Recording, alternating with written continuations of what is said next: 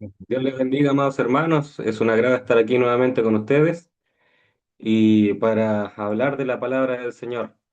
Así que vamos a dar inicio a todo esto en el nombre del Señor Jesucristo, del Hijo de Dios. Y bueno, felices de estar aquí nuevamente.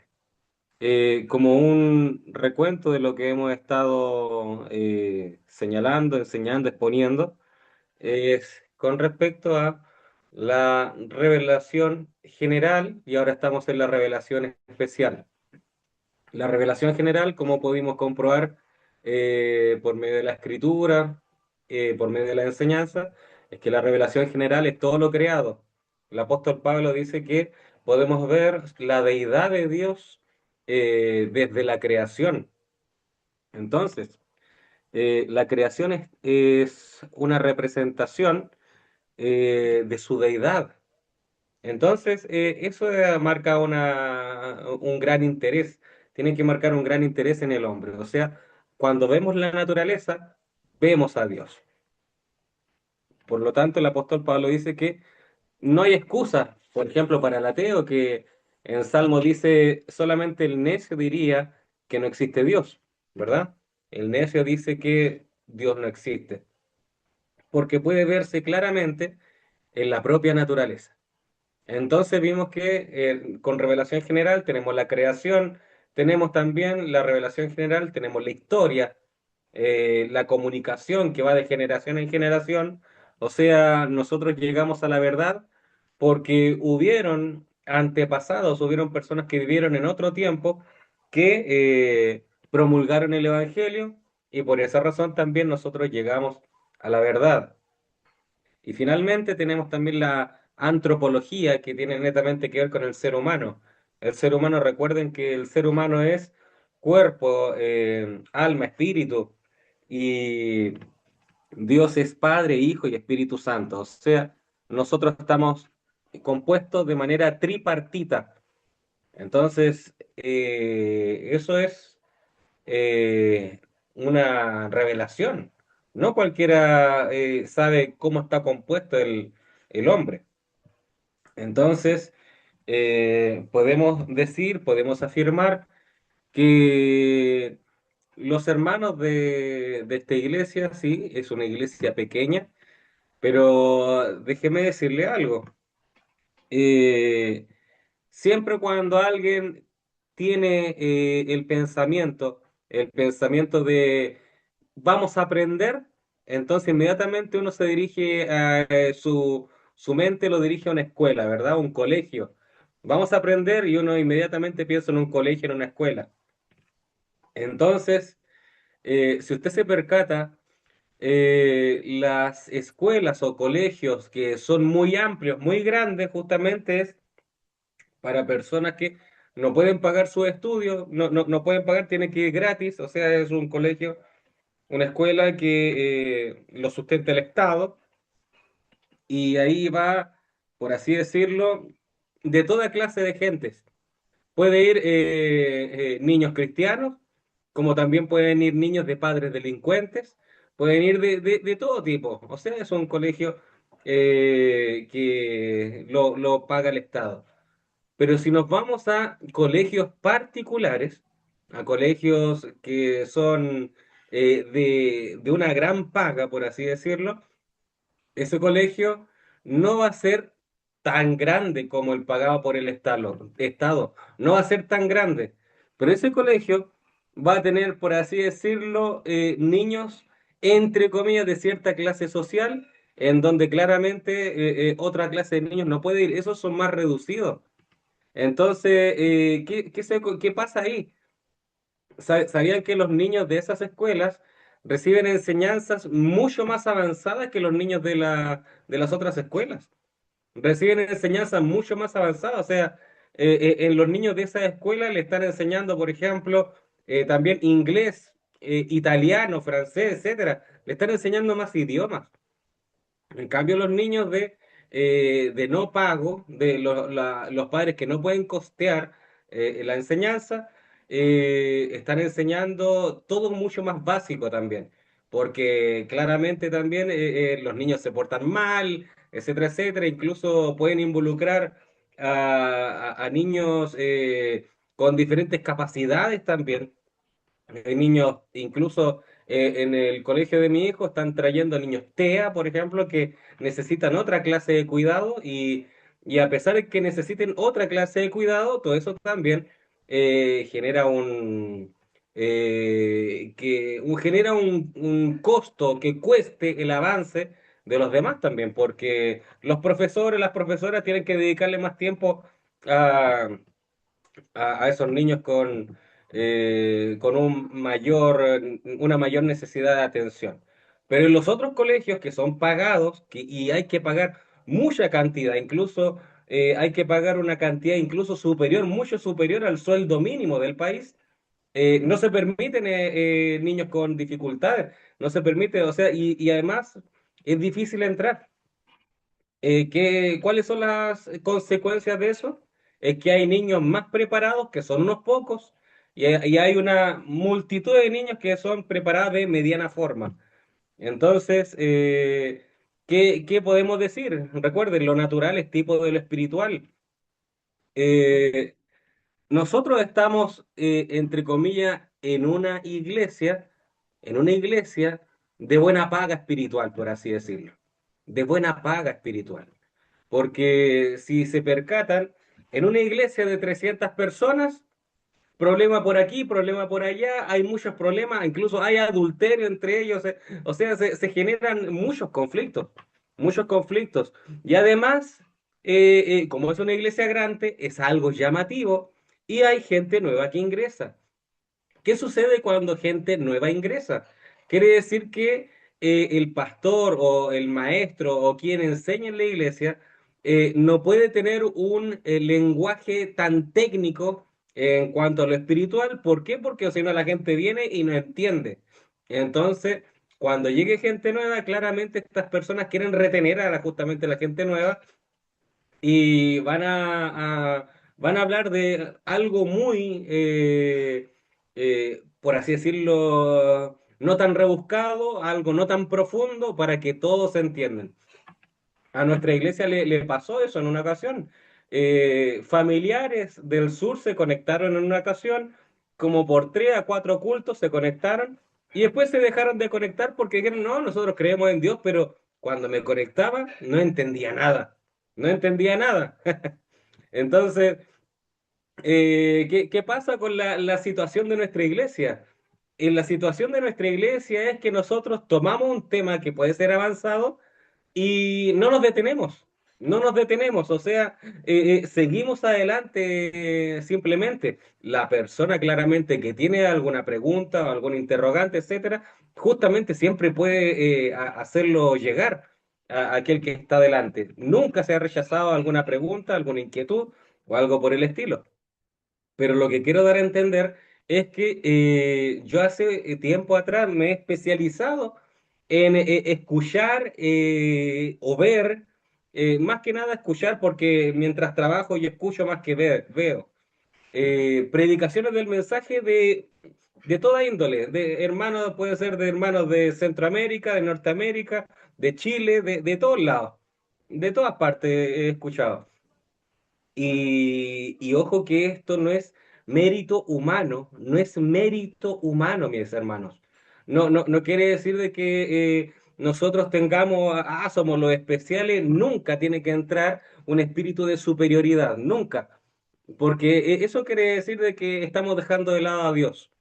Pero sí podemos decir, sí yo puedo concluir que si nosotros estamos hablando del ser de Dios, de lo complejo que es el ser de Dios, si nosotros estamos hablando de las diferentes clases de revelación general y ahora la revelación especial, estamos tomando temas que hermanos del mensaje no toman. ¿Por qué razón?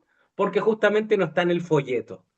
Es muy raro que un ministro del mensaje, y esto lo puedo decir porque vuelvo a repetir, me he especializado en escuchar a ministros de otras iglesias. Y el patrón común de predicaciones del mensaje, de la así llamada del mensaje, yo pertenezco a algo del mensaje, ¿ya? Ellos nunca se salen de su, por así decirlo, su lugar de confort, que es el folleto. O sea, he visto en muy pocas ocasiones de que un predicador tome de, no sé, Sofonías, quizás nunca lo he visto. Sofonías, que es un profeta menor, es un gran hermano del Antiguo Testamento, etcétera. Pero el hermano Abraham no se dedicó a predicar de él. O sea, no hay predicaciones de eso. ¿Por qué? Porque el hermano Abraham no toma eso. ¿Se dan cuenta? Entonces, eso es lo que pasa. Yo he estado en reuniones de ministros digital, y yo he hablado de estos temas, yo he hablado de estos temas. Hay algunos hermanos que dicen que están fuera de autoridad los que están tomando temas de la Biblia que no haya predicado William Branham. Ese es un pensamiento totalmente errático, porque todo lo que procede de la Biblia, todo lo que procede de nuestra Biblia, todo eso es provechoso para nosotros, para nuestra alma. O sea, si el hermano Abraham nunca leyó de un versículo, no quiere decir que yo no pueda leerlo y no pueda sacarle la sustancia y lo maravilloso que tiene para nuestra vida ese versículo. Lamentablemente, la esfera del mensaje se ha vuelto Braham dependiente. Braham dependiente, o sea, dependen de él, dependen de lo que haya enseñado él, depende de lo que haya dicho él. En cambio, nosotros, una iglesia pequeña, nosotros somos Espíritu Santo dependiente. O sea, nosotros dependemos únicamente del Espíritu Santo. El Espíritu Santo, la Biblia dice que el Espíritu Santo nos guiaría a toda la verdad, a toda, no aparte, no una pequeña parte o un pequeño porcentaje o a un gran porcentaje incluso, no, a todo el porcentaje de la verdad. Eso es lo que nos guiaría el Espíritu Santo. Entonces, es maravilloso verles. Aquí conectado veo al hermano Silvay, la hermana María Eugenia, la hermana Jacqueline, mi tabernáculo Valparaíso, mi padre. Veo a los hermanos también de Quintero, Dios les bendiga grandemente también. Mi tía Marcela, la familia Carrasco que debe estar ahí, mi abuelito, mi abuelita, Dios les bendiga también a ellos. El hermano Guillermo, que va a ser un gran doctor también, la hermana Tabita Carrasco, mi hermana, y el hermano Emanuel Severín, sean todos bendecidos. Estoy muy agradecido por su presencia y que sean bendecidos de lo que vamos a estudiar. Bueno, como les iba diciendo, la revelación general, ¿por qué se llama general? Porque es para todos. O sea, todos, fíjense que un dicho que está en los hermanos del mensaje, dicen que la revelación únicamente llega al profeta, ¿ya? La revelación únicamente llega al profeta. Eso es un dicho, incluso es una cita del mensaje, pero la Biblia enseña de una revelación general, una revelación que es para todos. El apóstol Pablo incluso dice que los gentiles, los gentiles sin conocer a Dios, el apóstol Pablo dice, sin conocer a Dios, aún así tiene actos morales. ¿Por qué? Tienen buenos actos morales porque ellos actúan según la ley de Dios que puso en sus corazones. O sea, y ahí yo puse el ejemplo de los chinos, por ejemplo, los chinos que, los asiáticos, que ellos son muy estrictos en cuanto a las leyes, no pueden robar, no puede ser exactamente. ¿Cómo ellos saben que no podían robar en esa época antigua, etcétera? ¿Por qué? ¿Por qué sabían que eso era algo malo? Porque Dios puso en sus corazones, en el corazón del hombre, puso esta ley moral. Entonces, bueno, esa es revelación general, pero ahora estamos pasando a la revelación especial. Eso es lo que hablamos la semana pasada, la revelación especial, la cual es el Espíritu de Dios, el Espíritu Santo, el Espíritu Infinito, el cual se da a conocer al hombre por un medio sobrenatural, o sea, una revelación especial. Puede ser un sueño, una visión, etcétera, etcétera. Una aparición angelical también. Han habido muchos ejemplos de eso en la Biblia, pero la revelación especial más grande que tenemos y nuestro absoluto rotundamente justamente es nuestra Biblia. Nuestra Biblia es la revelación especial, la cual le fue entregada a profetas, apóstoles, escribas. Fue entregada y nuestro Dios la ha conservado a lo largo de todo el tiempo. Podríamos entonces de señalar de que pueden haber dos categorías diferentes de revelación especial. Una revelación especial que es dada, por así decirlo, de manera particular a los hermanos, o sea, un sueño, una visión, una aparición angelical, una experiencia sobrenatural, pero tenemos esta revelación especial que ahora podríamos decir que esta es una revelación especial de modo general porque todos podemos tener esta Biblia, todos podemos tener esta Biblia. Lo que pasa es que quizás no todos la entienden y se requiere justamente de la enseñanza del Espíritu Santo para poder comprender la Escritura. Sin embargo, eh, la palabra se interpreta a sí misma, no es de interpretación privada.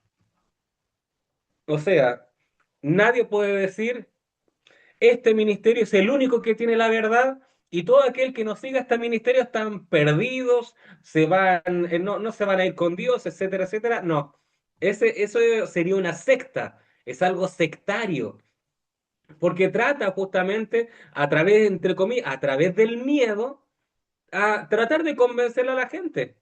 ¿Por qué? Eso genera temor. Ah, si yo no sigo a ese ministerio, si yo no sigo a esa persona, voy a estar perdido. Esa es un evangelio del terror.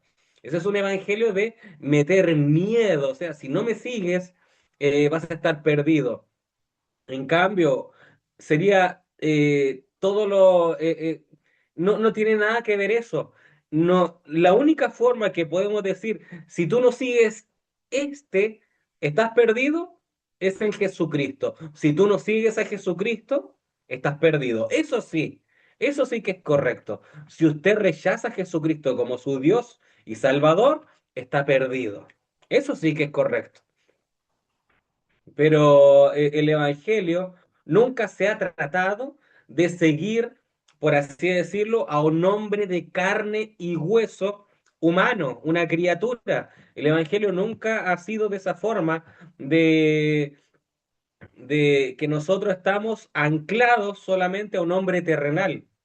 Por ejemplo, en los tiempos del profeta Moisés, el profeta Moisés no fue al pueblo y dijo, yo soy su Dios, síganme a mí que yo los voy a libertar. No, el profeta Moisés se enfocó a Dios Todopoderoso, el Dios de Abraham, Isaac y Jacob. Nunca, nunca un hombre de Dios, nunca un profeta va a poner los focos de atención sobre sí mismo. Siempre va a enfocar a Dios, siempre va a enfocar a nuestro Creador y eterno Salvador. Bueno, entonces, una revelación especial que llegue de forma particular, una experiencia personal, nunca, esa revelación especial nunca va a estar por encima de la Biblia, nunca va a estar por encima de la Escritura. Nunca va a poder traer una revelación especial o lo que un ángel diga, nunca va a poder traer algo aparte de lo que dijo la Biblia. Nunca, jamás. Por ejemplo, el libro del Mormón es algo que recibió el tal Joseph Smith y que fue escrito por ángeles, fue un libro encontrado, etcétera, etcétera. Pero son cosas que no están en la Biblia. Son escritos que no están en la escritura. Si fueran considerados, quizás alguien diga, no, es que es una predicación, etcétera, etcétera, pero temas del libro del Mormón dicen que Jesús de manera corporal se apareció a aquellos indios indígenas o personas que vivían en América del Norte, por ejemplo. Entonces, cuando hablaron conmigo esos mormones, yo les dije, ¿sabe cuál es el error de eso? Y me dijeron, ¿qué? ¿Por qué es un error? Yo le dije, ¿sabe cuál es el error de que Jesús haya venido de forma corporal? Y ellos me dijeron, ¿cuál? Yo le dije, es que ya se habría efectuado la segunda venida corporal de Jesús a la tierra. Y Jesús, la Biblia no señala de que él aparecería en América, sino que Jesús pone los pies sobre la tierra en el Monte de los Olivos. Eso está registrado en la Biblia. En el Monte de los Olivos, ahí es cuando Jesús aparece de forma corporal. Ahora yo le dije que si Jesús mismo, alguien puede decir Jesús mismo, tuvo una aparición de Jesús mismo, fíjese lo que dije, una aparición. Sí puede suceder por causa de el evento espiritual que tuvo Pablo camino a Damasco. El Señor Jesús ya había ascendido, ya no estaba de forma corporal aquí, pero vino en forma de luz, en forma de pilar de fuego, columna de fuego. Y le dijo a Pablo, camino a Damasco, Saulo, Saulo, ¿por qué me persigues? Y Saulo en ese momento dijo, ¿quién eres tu Señor? Y dijo, yo soy Jesús, a quien tú persigues. Dijo, yo soy Jesús. Pero ahí no podemos considerarlo como una segunda venida literal, corporal del cuerpo de Jesús, porque ahí se había manifestado de una forma sobrenatural. ¿Ven? Es distinto. Yo les dije a esos mormones, si hubiera venido de esa forma, de una forma parecida a la de Saulo de Tarso, que era Pablo, si hubiera venido de esa forma Jesús a esos indígenas, como ustedes dicen, precolombinos, etcétera, ahí yo podría decir, sí, fue un evento sobrenatural que pudo haber tenido esa gente. Pero si ustedes me dicen que el propio Jesús en carne y hueso descendió, etcétera, eso es antibíblico. Y claramente los mormones están preparados para, ya tienen su parlamento escrito, ya ellos ya tienen todo su dicho, no están preparados para un enfrentamiento de ese estilo, se quedaron callados claramente, ¿no? Y además también la forma de ser de ellos nunca va a ser confrontacional también. Son incluso mucho más educados que algunos ministros del mensaje que yo he visto peleas entre ellos. Ah, es que tú no tienes revelación, tú eres simiente de la serpiente, así se atacan. Es de sorprender que alguien que diga tener, por así decirlo, todos los misterios de la Biblia actúe de esa forma, ¿me entiendes? Es muy extraño. Pero bueno, la revelación especial fíjese que también es antrópica. ¿En qué sentido? Que aquello tiene que tener netamente experiencia con el hombre. ¿Ya? Antropología, algo antrópico, tiene siempre usted relaciónelo con el ser humano, el hombre. Entonces, esta revelación especial viene al hombre eh, y Dios hace una revelación de sí mismo para poder ser comprensible y justamente tiene que proceder del interés divino, el interés del ser divino, de ser conocido de esta forma. Entonces Dios viene una personita que Dios predestinó desde antes de la fundación del mundo y Dios dice, yo me voy a revelar a esa persona. Por ejemplo, el sueño que tuvo José de las espigas o los trigos que se volteaban y es como que se caían ante él, o las estrellas y que todos se inclinaban ante él. José contó el sueño y a todos les pareció muy autorreferente. O sea, ¿cómo es posible, José, que nosotros nos vamos a postrar ante ti? O sea, esa fue una revelación especial, pero que podía sonar muy autorreferente. O sea, muy, por ejemplo, o sea, sírvanme a mí. Pero José no tenía esa actitud. José solamente entregó esto y decía, yo no lo entiendo. ¿Qué sucede con esto? Eh, es curioso, es curioso que en ese momento José, por lo visto, no se había manifestado aún en él el tener la capacidad de explicar los sueños. José aún por lo visto no tenía esa capacidad porque él lo entregó con una intención de que a ver qué significa esto. Pero cuando José fue a Egipto, cae a la cárcel y viene el copero, viene la otra persona, etcétera. José le dijo los sueños a ellos. Le pudo explicar sus sueños y fue justamente algo profético porque lo que dijo José se cumplió. Uno fue perdonado, el otro fue muerto. Entonces, después vienen los sueños de Faraón. Y Faraón tiene los sueños de las vacas gordas y las vacas flacas, las espigas frondosas y después los trigos secos, etcétera, etcétera. Y José pudo también explicarlo. Eh, entonces, ¿qué es eso? Justamente esos sueños que tuvieron estas personas, que era sueño que lo recibió el hombre, porque recuerden, la revelación especial también es antrópica, viene al hombre. Entonces, el hombre, no todos tienen la capacidad de discernir o comprender eso, pero viene alguien con un don y dice, esto sucede, esto está pasando en tu vida, esto puede acontecer, ten cuidado, no te vayas por ese camino, vete por otro, etcétera, etcétera.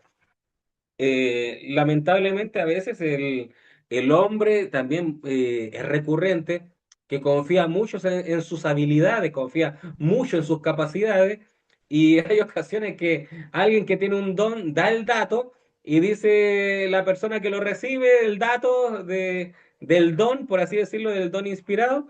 Dice, ah, muy bien, muchas gracias, pero bueno, al fin y al cabo hacen como ellos estiman conveniente, ¿ves? Eh, bueno, justamente ahí es cuando no se aprovecha justamente la revelación especial que llegó a la vida, ¿ves? No se aprovecha, uno no toma el jugo de eso porque ahí gana justamente el orgullo humano.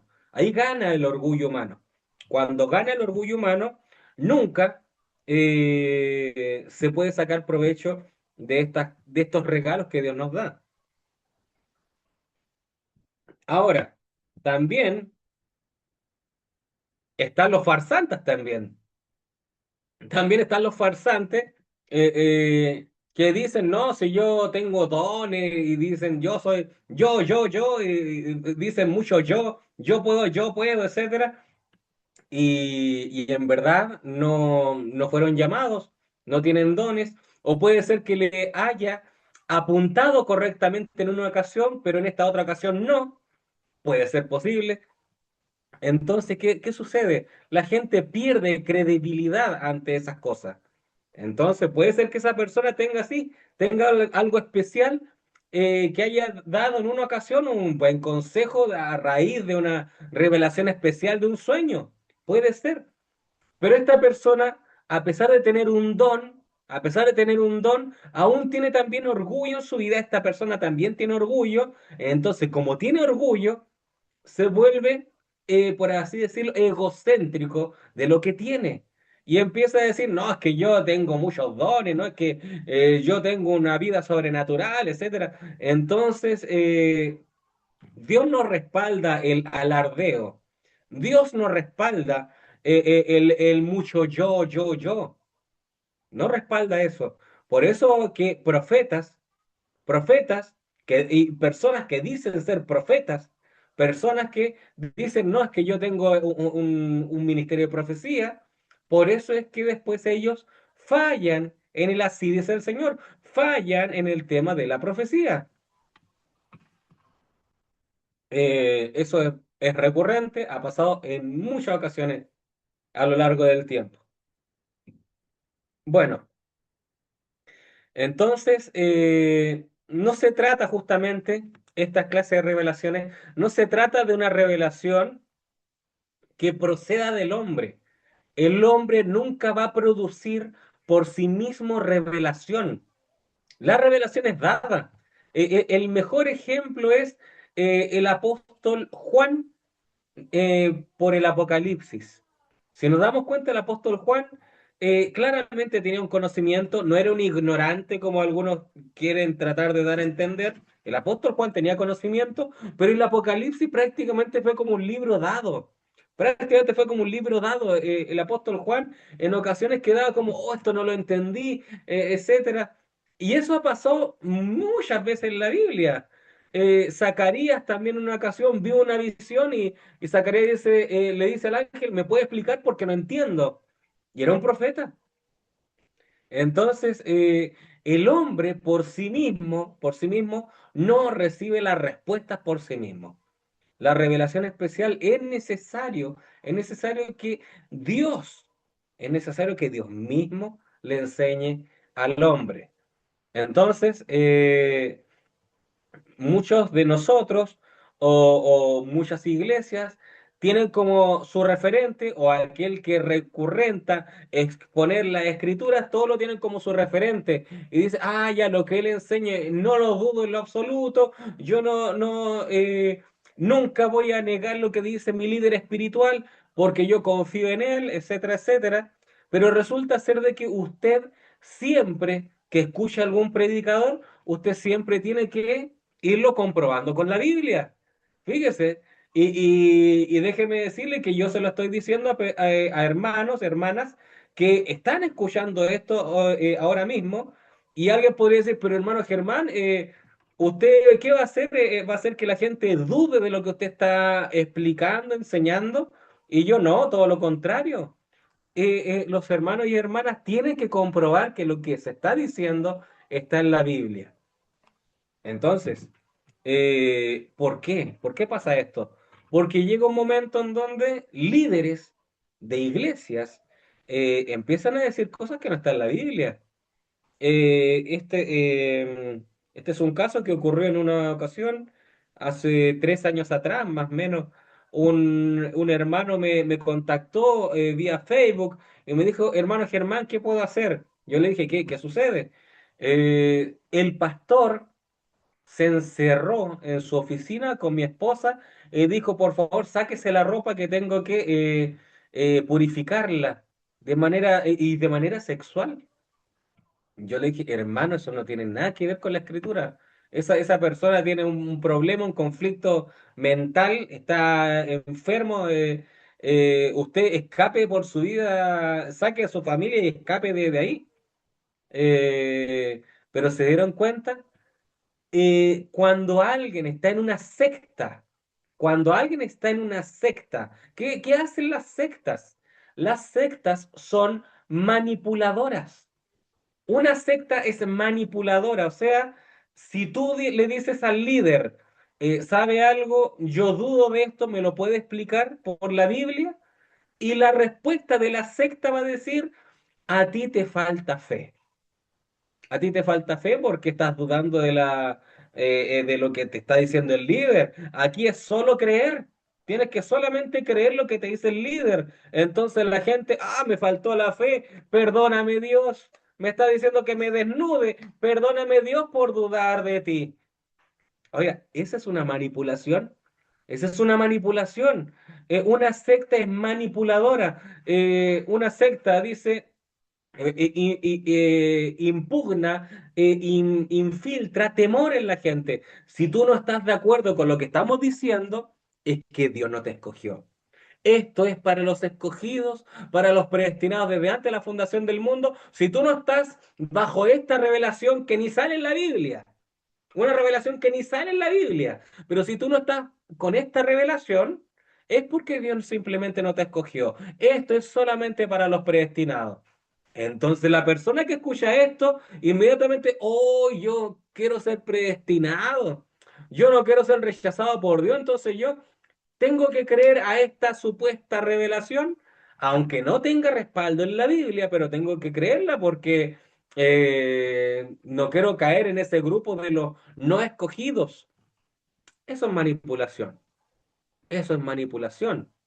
Manipulación es, por ejemplo, alguien en una iglesia tuvo un enfrentamiento con el líder, no lo sé, tuvo un choque automovilístico y el ministro inmediatamente lo pone en todos los diarios de la iglesia y dice, se dan cuenta, por faltar el respeto al don en la iglesia, al don de Dios, esta persona obtuvo un mal, le pasó mal, así que tengan cuidado de no irse en contra del líder de la iglesia.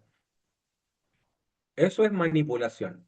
Es manipulación, o sea, eh, Dios no actúa de esa forma. Dios no actúa de esa forma.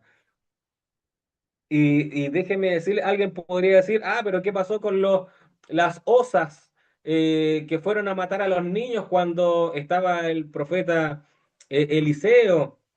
¿Qué sucede con todas esas cosas? Sí, estimados, eso es Biblia, efectivamente, es Biblia, pasó.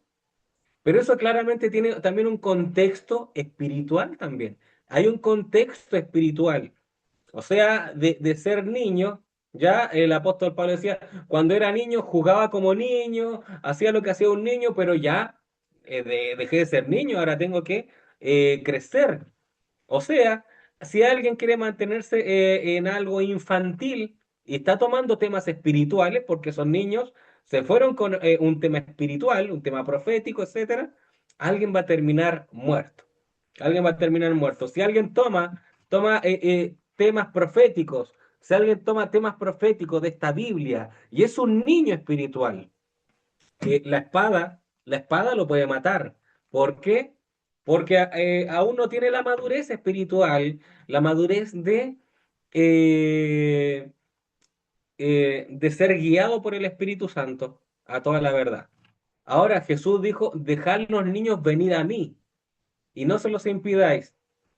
Siempre nosotros hablamos que esto es justamente por la inocencia de un niño, por la inocencia de un niño, y eso es totalmente bueno. Un niño puede creerlo todo. Un niño puede creerlo todo, o sea, yo le digo a mi hijo, no, es que yo tuve hace un tiempo atrás una pelea con gigantes, etcétera, y le cuento es un cuento, y mi hijo queda maravillado, queda impactado, así, ah, qué tremenda historia, queda impactado porque un niño cree todo, claramente. Ahora, solo creer, pero solo creer a todo, es solo creer a lo que menciona esta Biblia. Porque alguien puede señalar la frase solo creer a lo que diga un líder, a lo que diga un cierto ministerio, a lo que diga algo y alguien dice, ah, es que yo lo creo porque simplemente lo dijo esta persona. Pero en verdad uno tiene que solo creer a la revelación especial de esta Biblia. Eso es lo fundamental. Eso es lo fundamental porque cualquiera puede venir se gana la confianza de la gente, etcétera, y después hace que la gente crea en todo, simplemente en todo. Y eso justamente ya es manipulación. Entonces, bueno, la revelación especial, Dios, para hacerlo más entendible al hombre, Dios usa elementos conocidos, experimentados y vividos justamente por el hombre para revelar lo que Dios es por medio de analogías propias de la experiencia humana. O sea, el propio ser humano por medio de experiencias, por medio de vivencias, Dios toma estas experiencias y la torna en algo espiritual. Entonces, eh, entonces la revelación antrópica, en el sentido de ser orientada al humano, entonces es para que ésta se haga comprensiva por el ser humano. Dios trata de hacerse lo más comprensivo al hombre. Y déjeme decirle que es muy difícil porque hay aspectos de Dios que son prácticamente incomprensibles, como decíamos cultos atrás, cuando hablábamos de Elohim. Elohim, yo el otro día pregunté en un grupo de ministros, ¿qué significa Elohim? Y todos respondieron lo que salía en el folleto. Todos respondieron lo que salía en citas del hermano Abraham y todos respondieron el que existe por sí mismo, el que existe por sí mismo, el que existe por sí mismo, el que existe por sí mismo. Y yo dije, está bien. Yo dije, esas citas yo las conozco, pero ¿quién sabe lo que realmente significa Elohim? Por lo que está en la concordancia, por lo que está en el diccionario. ¿Se han puesto a reflexionar qué significa Elohim? Y el tema es que ningún ministro del mensaje tiene la capacidad prácticamente de responder algo que no esté en el folleto. Y yo les dije, Elohim significa dioses. Elohim significa dioses. Literalmente Moisés escribió dioses ahí en el Pentateuco. Y yo les mencioné que eso claramente es difícil de comprender. ¿Cómo es que dioses puede estar en plural y aún así hablar de un solo Dios? Y aún así hablar de un solo Dios. O sea, dioses, pero estos dioses no es que sean muchos dioses, sino que hay una pluralidad en el único Dios verdadero. Entonces ahí yo también le explicaba a otros hermanos que Jesús dijo, yo y el Padre, uno somos. O sea, Jesús dijo que en un uno hay un somos. O sea, que en una unidad había una pluralidad. Y eso para el hombre es muy difícil de entender. Para el ser humano es muy difícil de entender. ¿Por qué razón? Porque en Isaías dice Dios, que no hay nada semejante a mí. Si no hay nada semejante a Dios, es muy difícil justamente entender a Dios. Es muy difícil, porque a Dios no lo podemos justamente explicar fácilmente eh, con elementos humanos. O sea, el apóstol Juan dice, el Padre, el Verbo y el Espíritu Santo son uno. Entonces, eso es muy difícil para entender al hombre. Eh, ¿Qué sucede?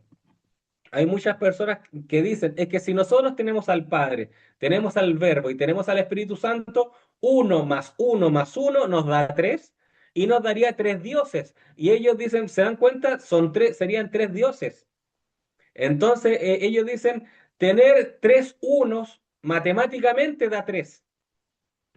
Sin embargo, si vemos la matemática, si tenemos tres, también nos puede dar uno. Ojo con eso. Si tenemos tres, también nos puede dar un resultado uno. Un ejemplo, uno multiplicado por uno, ¿qué resultado es? Es uno. Uno. Uno, uno elevado a la potencia de tres. La respuesta es uno. La respuesta es uno, porque la potencia es, por así decirlo, la abreviación de una multiplicación. Entonces, uno elevado a 3, o sea, hay un uno y un 3, el resultado es uno. O sea, siempre es un solo Dios, pero esa operación matemática marcaba una pluralidad. Eh, en, para la química, yo trataba de descubrir, a ver, en química, cómo podría yo tratar de encontrar, explicar a Dios. Entonces yo dije, el agua, ¿puede ser el agua? No puede ser el agua. Fíjese que no puede ser el agua. No puede ser el agua.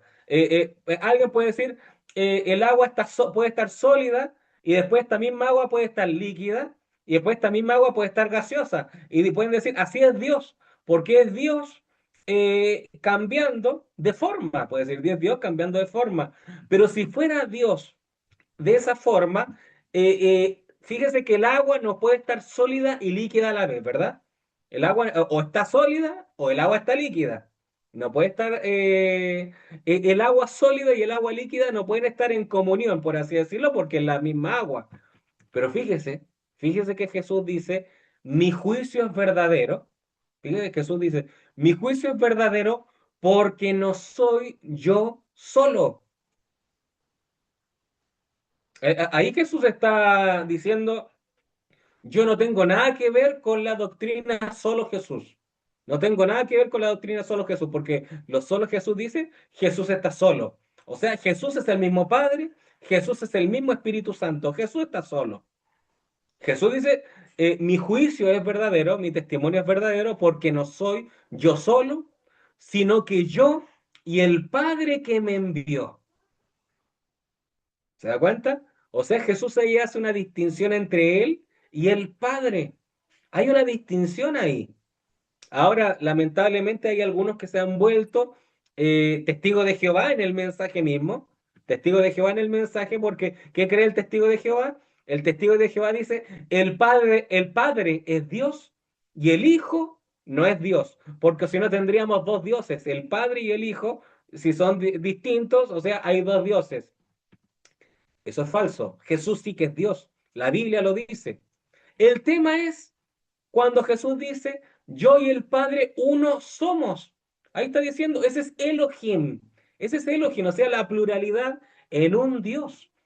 El apóstol Juan dice, el Padre, el Verbo y el Espíritu Santo son uno. ¿Por qué dice son y no es? Fíjese, son es para plural, es para singular. ¿Por qué no dijo el Padre, el Hijo y el Espíritu Santo es uno? No, no, no. Dice son uno. Fíjese, o sea, para ver la Biblia, si la Biblia está escrita de cierta forma, hay que analizarla de la forma gramatical en la cual está. Hay que analizarla de esa forma. O si no, le estamos cambiando la Biblia. Cambiarle una palabra a la Biblia, ahí ya la Biblia dice, las maldiciones va a ir a esa persona. No podemos cambiar a la Biblia. Fíjese que sería diferente que Jesús dijera, yo y el Padre uno soy. Ahí sería distinto. Ahí sería distinta la frase, porque ahí Jesús estaría diciendo que Él y el Padre serían la misma persona. Fíjese, pero Jesús dice, yo y el Padre uno somos. ¿Ven? ¿Ven la diferencia? ¿Ven la diferencia? Bueno, eh, estuve indagando, explicando, decir, a ver, químicamente, porque yo dije, la Biblia dice que podemos ver a Dios en la naturaleza, podemos ver la química, justamente porque la física, en física ya uno puede explicar ciertas cosas con física, pero dije, a ver, la química, ¿qué ocurre? Yo dije, la química con el agua tiene tres átomos, dos átomos de hidrógeno, uno de oxígeno. Y uno podría decir, tres, ah, ya, el Padre, el Hijo, el Espíritu Santo, y yo, no me sirve. No me sirve. ¿Por qué no sirve? ¿Por qué no sirve? Porque el hidrógeno y el oxígeno, ya el hidrógeno tiene una esencia, una naturaleza distinta al oxígeno. El oxígeno ya es distinta al hidrógeno, incluso el hidrógeno es lo primero que apareció cuando se vino la creación. El científico dice el Big Bang, el hidrógeno, ya el científico dice el Big Bang. Para nosotros la creación. Pero en la creación, los primeros átomos que vinieron, justamente el hidrógeno era uno de ellos. Entonces, ¿y el oxígeno cuándo vino? El oxígeno vino cuando en la esfera terrestre, etcétera, el agua tuvo que hacer contacto ahí con las algas del mar y ahí se produjo oxígeno. O sea, ya el oxígeno no existía desde antes. El agua, justamente, fíjense, alguien que quiera tomar los elementos del compuesto del agua, o sea, esos átomos, es una postura arrianista, es una postura testigo de Jehová. ¿Por qué? Porque el Padre y el Espíritu Santo son antecesores a la tierra, por así decirlo, y el Hijo, solamente tendría su existencia aquí en el globo terrestre. Eso es lo que creen algunos, que Jesús, su inicio es aquí en la tierra. Desde que nació María, dice, aquí inició Jesús. Este es el inicio de Jesús. ¿No creen que Jesús estaba antes de la fundación del mundo? Y tener ese pensamiento es muy complejo porque fallan muchas escrituras si alguien tiene ese pensamiento. Porque el apóstol Juan, fíjese, el apóstol Juan era 6 meses mayor que Jesús en cuanto al término terrenal. El apóstol Juan nació 6 meses antes de Jesús. Pero el apóstol Juan cuando alguien le habla del Mesías, ya cuando empezaron, le encararon y le dijeron, perdón, estoy hablando del apóstol Juan, al profeta Juan el Bautista. Profeta Juan, ya cuando le hablaron del Mesías, le preguntaron, ¿tú eres el Mesías? El profeta Juan el Bautista dice que no, él no era digno de desatar sus sandalias, etcétera, etcétera, no era digno, etcétera. Pero hay una frase muy importante que dice el profeta Juan el Bautista. Dice el profeta Juan el Bautista, Él es antes que yo. Ah, fíjese, dice que Jesús es antes que Él. Pero entonces eso no tendría sentido si alguien dice que Jesús tuvo su inicio en la tierra. No tiene sentido porque Juan el Bautista dijo, Él es antes que yo. ¿Ah? ¿Se dan cuenta? Entonces, con esa frase solamente el profeta Juan el Bautista se desmonta esa creencia que Jesús inició sus días solamente acá en la tierra. Se desmonta esa falsa creencia. También hay muchas citas cuando Jesús dice, antes que Abraham, yo soy. Esa cita también es muy importante. La cita de Pablo cuando dice que Jesús es antes de todas las cosas y que por él fueron todas hechas las cosas. O sea, eso también es una referencia de que Jesús estuvo antes de la fundación del mundo. Y alguien puede decir, ah, pero es que sí, Jesús estaba antes de la fundación del mundo, pero es que era porque Jesús era el Padre ahí. Entonces, cuando Jesús era el Padre y cuando nació Jesús ahora empezó a llamar, cambió del oficio del Padre ahora al oficio del Hijo. Pero fíjese que hay Biblia que refuta eso. Fíjese que hay Biblia que refuta eso. ¿Por qué?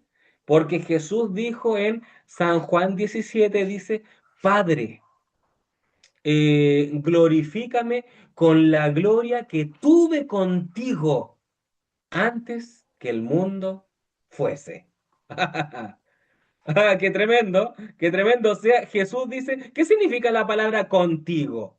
O sea, yo estoy con alguien más. Glorifícame con la gloria que tuve contigo antes que el mundo fuese. Y también en ese mismo capítulo de San Juan dice Jesús, Padre, porque me has amado desde antes de la fundación del mundo. O sea, un padre amando a un hijo. Se dan cuenta de que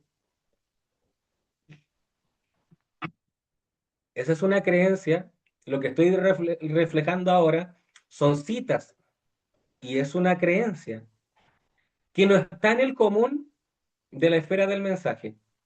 ¿Sí o no? No está no sé, yo al menos yo vuelvo a recalcar, no es que yo me he estudiado todas las predicaciones de todos los ministros, porque si no, quizás no terminaría nunca.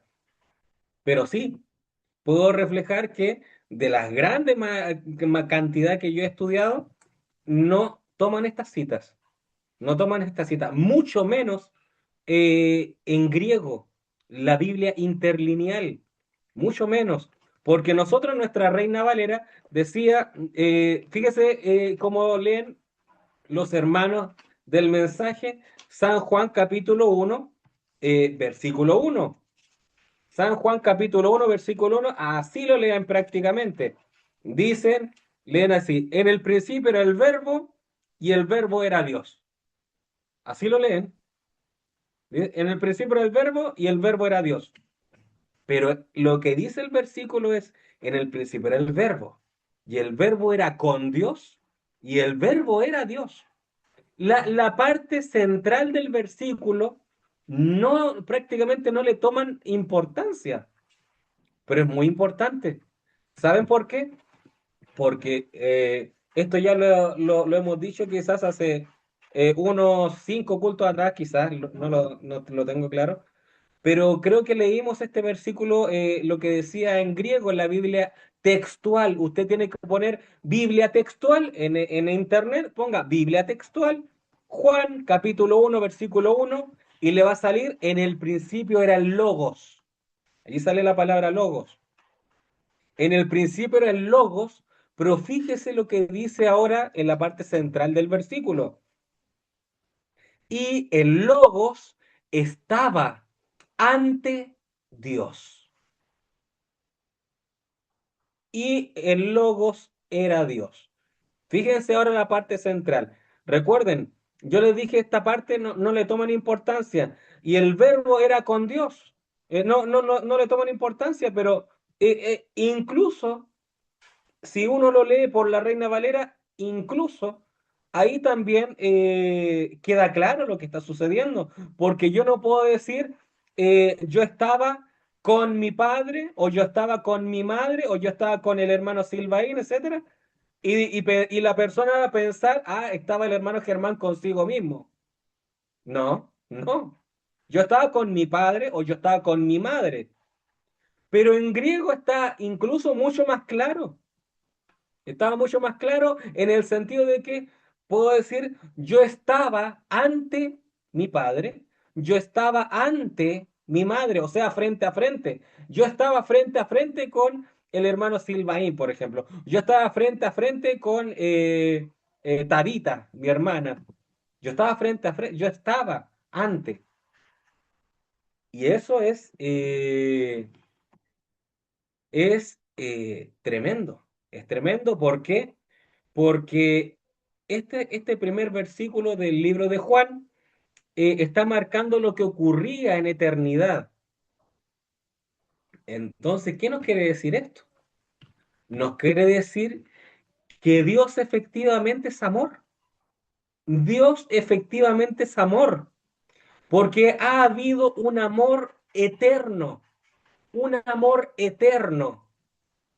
Un amor que se ha dado incluso entre un padre y un hijo, que debe ser uno de los amores muy cercanos, muy afiatados, porque fíjense que cuando Jesús dice, Padre, con el amor que dice, Padre, que tú me amaste antes que el mundo fuese, etcétera, Jesús dice que el Padre le amó.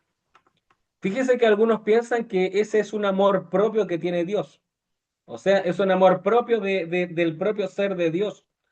Pero fíjese que si fuese así, sería un amor narcisista porque el amor, el ser humano cuando dice, no, todo esto es para mí, todo esto es para mí, todo lo que yo estoy construyendo es para mí porque tengo amor propio, amor. Eso es un amor narcisista, un amor que no piensa en los demás. Es un amor narcisista. Pero la Biblia dice que Dios preparó todo esto para dárselo en heredad al Hijo de Dios. Porque la Biblia señala que Él es el primogénito de la creación. Jesucristo es el primogénito de la creación. Y alguien piensa y dice, es primogénito porque fue el primero creado. Alguien no entiende ese versículo bíblico y piensa que Jesús fue el primero creado. Eso lo dicen los testigos de Jehová. Pero no, si alguien entiende de que Jesucristo es el primogénito, va a entender que el primogénito es aquel que recibe la heredad. Esa es la distinción, porque Jesucristo es eterno. Jesucristo es eterno, Jesucristo no es creado, no es creado. Fíjense que en Salmos, en Hechos y en Hebreos, si no me equivoco, es en donde aparece la frase, mi hijo eres tú, yo te he engendrado hoy. ¿Quién fue engendrado? Jesucristo. Jesucristo fue engendrado, pero ¿sabe lo que entiende el común de la gente a que Jesucristo haya sido engendrado? Piensan inicio de tiempo, o sea, piensan inicio de Jesús, y no es correcto, no es correcto. Jesucristo nunca podía tener un inicio, porque Jesucristo es eterno, porque Jesucristo es Dios. Y fíjese que ese mismo versículo lo explica. ¿Por qué razón? Recuerden que cuando Moisés dijo a Dios en la zarza ardiente, dijo, ¿cómo me puedo dirigir cómo puedo decirle a los israelitas quién eres tú? Y Dios dijo, diles que yo soy el que soy. ¿Qué es eso? Es un término en presente. Es un término en presente, o sea, que eso refleja, es un sinónimo de eternidad, porque eso está ajeno al tiempo. Porque si nos damos cuenta, yo puedo decir, yo tomo el vaso y voy a tomar agua, pero ya el minutero, el reloj ya está sucediendo. Esto ya lo dije y estoy hablando de algo futuro. Voy a tomar agua, voy a tomar un vaso. Y eso estoy hablando en futuro. Y cuando empieza a tomar, en realidad ya está sucediendo la manecilla del reloj, y eso ya está en el pasado ya. Para el ser humano es o prácticamente pasado y futuro. El único que está siempre en presente es Dios, porque justamente por eso es que Él no cambia. Por eso es que Él tiene ese rasgo de inmutable, porque Él siempre está en presente. Nosotros sí que envejecimos, nosotros que sí que cambiamos, nosotros que nos salen canas. Por eso es que nosotros vamos mutando.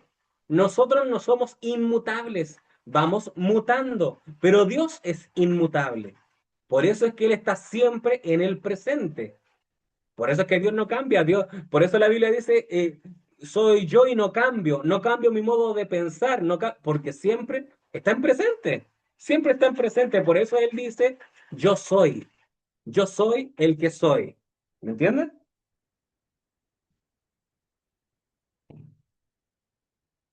Entonces, teniendo claro de que Dios está siempre en presente, siempre está en el ahora, siempre está en el hoy, por así decirlo. Fíjeselo ahora con esa explicación, veamos esa cita donde dice, mi hijo eres tú, yo te he engendrado hoy.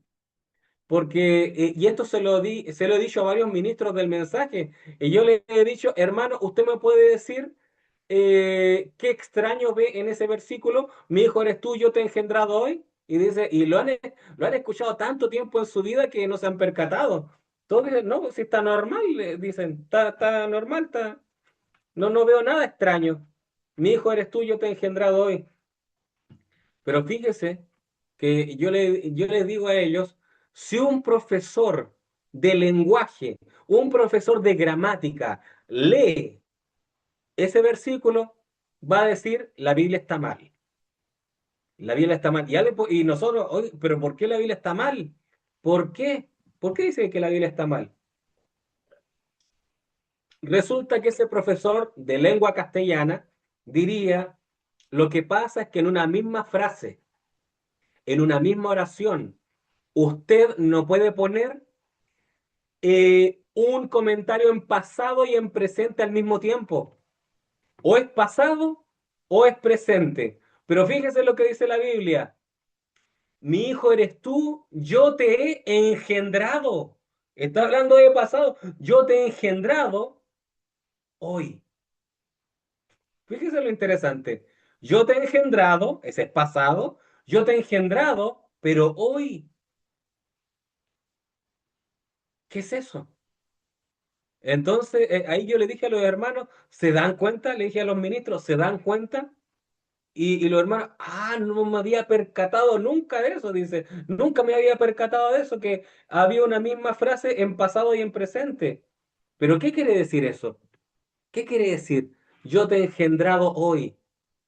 Quiere decir que el verbo, el logos, el Hijo de Dios, siempre está en este presente, siempre está engendrándose, porque es la palabra, es el verbo, es la revelación. Y por esa razón es que esta Biblia, usted la puede leer y siempre en algún momento sacar más revelación, más revelación, más revelación, porque siempre se está engendrando, siempre se está produciendo la revelación, que es Jesucristo, la palabra, y Jesucristo mismo, el Hijo de Dios. Entonces, que nos diga la frase, mi hijo eres tú. Ahí está hablando el Padre celestial, el Padre eterno. Está diciendo, mi hijo eres tú, yo te he engendrado hoy.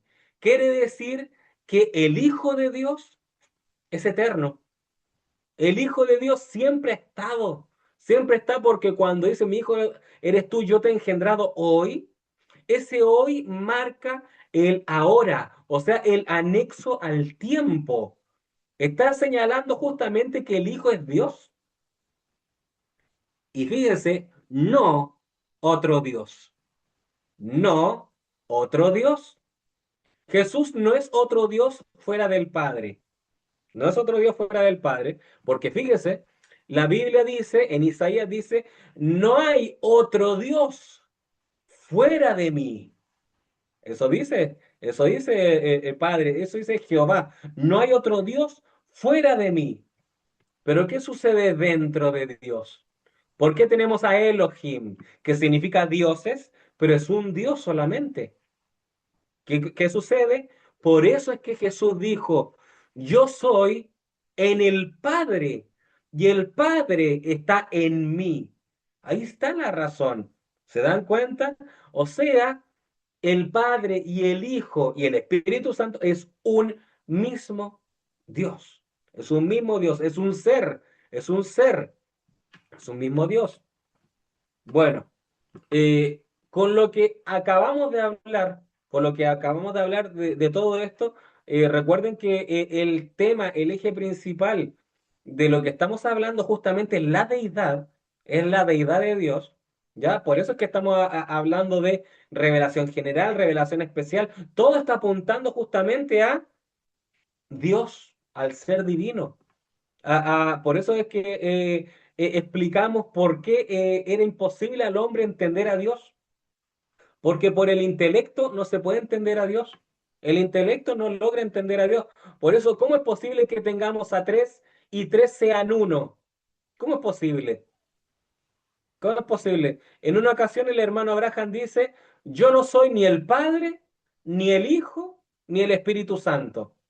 O sea, ¿por qué el hermano Abraham no simplemente dijo, yo no soy Dios? ¿Por qué tuvo que hacer la separación entre el Padre, el Hijo y el Espíritu Santo? ¿Se dan cuenta? Entonces, en otra ocasión el hermano Abraham dice, ¿usted cree en el Padre? ¿Usted cree en el Hijo? ¿Usted cree en el Espíritu Santo? Bien hace, bien hace. Y el hermano Abraham además dice, ellos me comisionaron, dice. Habla de ellos. Lo que pasa es que hay una controversia en cuanto al mensaje porque todos saben que el hermano Abraham comenzó bautista, comenzó como un bautista, y lo que pasa es que los bautistas tienen doctrina eh, de la Trinidad. Por eso es que el hermano Abraham hablaba del Padre, el Hijo y el Espíritu Santo. Pero cuando después él torna su ministerio a los pentecostales son unicitarios. Unicitarios, los unicitarios son modalistas, o sea, un Dios unipersonal que ejecuta tres oficios. Eh, ¿Cuál es la desventaja de eso? O sea, la desventaja de eso es que Jesús estando en Getsemaní se estaría orando a sí mismo, por ejemplo. Se estaría orando a sí mismo. O Jesús estando en la transfiguración, Jesús estaría aquí y Jesús, por así decirlo, diría a él oíd. Entonces la voz que sale del cielo, ¿por qué no dijo, soy yo el Padre encarnado? Entonces hay ciertos conflictos, ¿ves? Cuando el apóstol Pedro declara esa gran revelación de fe, que no la recibió de carne y sangre, sino que el Padre mismo, Jesús dice, el Padre te la reveló, Pedro. Pedro dijo, yo digo que tú eres el Cristo, el Hijo. Fíjese que dice el Hijo del Dios viviente. Entonces, si esa fue una revelación inspirada por el Espíritu Santo, ¿por qué Pedro no dijo, yo digo que tú eres el Cristo, el Padre encarnado, el Dios que era Padre y que vino como y ahora está actuando como un hijo? Eso es modalismo. Tiene sus conflictos el modalismo, tiene sus conflictos la unicidad. Eh, pero bueno, hemos ido avanzando, hemos ido explicando, hay mucho por explicar todavía. Eh, pero por eso también existen las analogías. Entonces, recapitulando con respecto a la química, ¿dónde podría encontrar en la química algo semejante a Dios? Por ejemplo, ¿cómo algo podría explicarse? Recuerden que yo dije, con el agua no puedo, en los estados de la materia del agua no puedo explicar a Dios así. Incluso en los átomos del agua no puedo explicar a Dios así. Entonces me di cuenta y dije, el ozono. El ozono. ¿Cómo es el ozono? Son tres átomos de oxígeno. Son tres átomos de oxígeno, pero es un solo, por así decirlo, para que entiendan, es un solo ser con tres átomos. Fíjese el ozono. El ozono es una sola palabra. Fíjese que Jesús dijo, bautizados en el nombre del Padre, del Hijo y del Espíritu Santo. En el nombre. El ozono, ¿cuál es el? Son tres átomos en el ozono, son tres átomos. ¿Cuál es el nombre de estos tres átomos de oxígeno? Ozono. El nombre es ozono, pero está compuesto por tres átomos. Un átomo de oxígeno, otro átomo de oxígeno y otro átomo de oxígeno. ¿Qué hace? ¿Qué se forma con esta combinación? El ozono. Eso es. Fíjese que también existe el tricarbono. Tricarbono, o sea, tres átomos de carbono. Existen muchos átomos que están incorporados con tres átomos. O sea, en la química, sí existe que haya un compuesto compuesto por tres átomos. ¿Y qué es lo importante que hayan tres átomos? ¿Qué es lo importante del ozono? Son tres átomos de carbono, perdón, de oxígeno, tres átomos de carbono. ¿Qué es lo importante? Es que es un átomo de oxígeno, otro átomo de oxígeno y otro átomo de oxígeno. Todos tienen el mismo elemento químico. Todos tienen el mismo elemento químico. Todos tienen la misma masa atómica. Todos tienen el mismo número atómico. A los tres átomos los encontramos en el mismo espacio en la tabla periódica. O sea, todos tienen lo mismo. Tienen la misma esencia, tienen la misma naturaleza, tienen la misma composición, tienen todo lo mismo. Y fíjese que así es el Padre, así es el Hijo y así es el Espíritu Santo.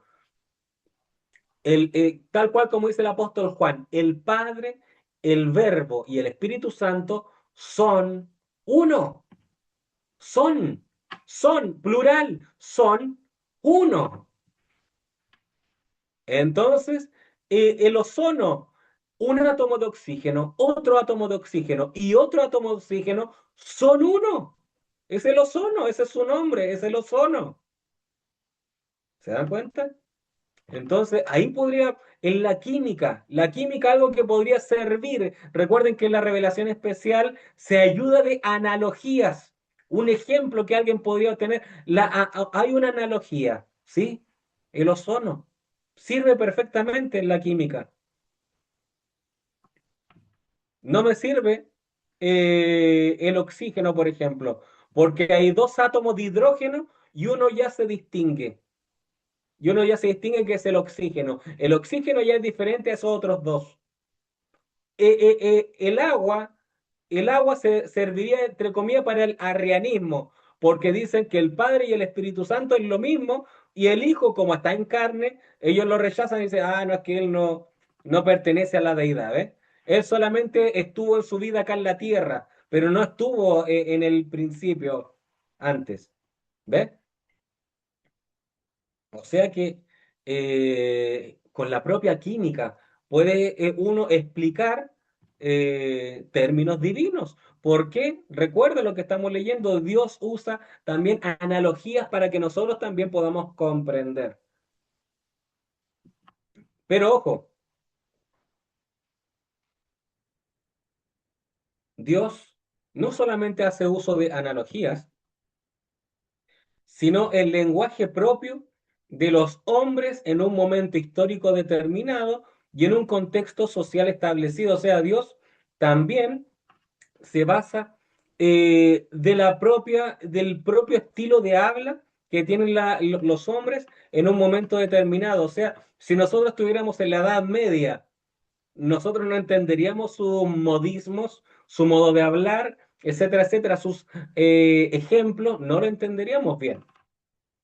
Así que Dios usa sus propias medidas para explicar al hombre, sus propias medidas para, en una determinada época, Dios, por así decirlo, se acomoda al tiempo en donde nosotros nos movemos.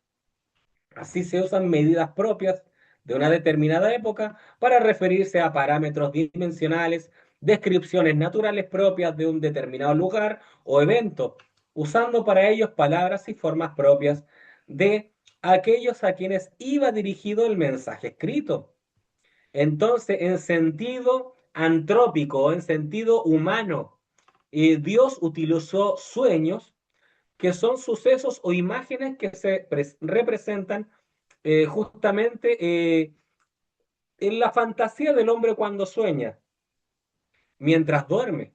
El hombre está soñando. Pero, y si nos damos cuenta, los sueños que estaban en los tiempos del Antiguo Testamento, los sueños que estaban en la época del tiempo de Jesús, por ejemplo, los sueños que estuvieron en la Edad Oscura, los sueños de la Edad Media, los sueños hace 100 años atrás, los sueños de esta época. Si se dan cuenta, los sueños han ido variando, porque Dios, Él se va acomodando para entregar de manera más explicativa a nosotros. Por ejemplo, nosotros podemos tener un sueño de que vamos en un avión y el avión se cae y estamos complicados, pero después Dios nos salva, por ejemplo, un ejemplo.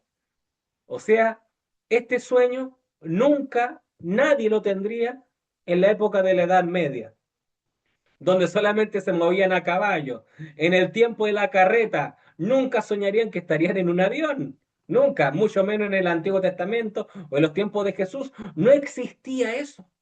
No existía ese invento tecnológico. Pero en este tiempo sí, en este tiempo sí. Y Dios nos puede entregar ciertas cosas conforme a nuestras vivencias, conforme a nuestros temores, conforme a muchas cosas. Hay personas que dicen, no, a mí me da miedo navegar en alta mar, en un barco, me da miedo porque puedo pensar que se cae.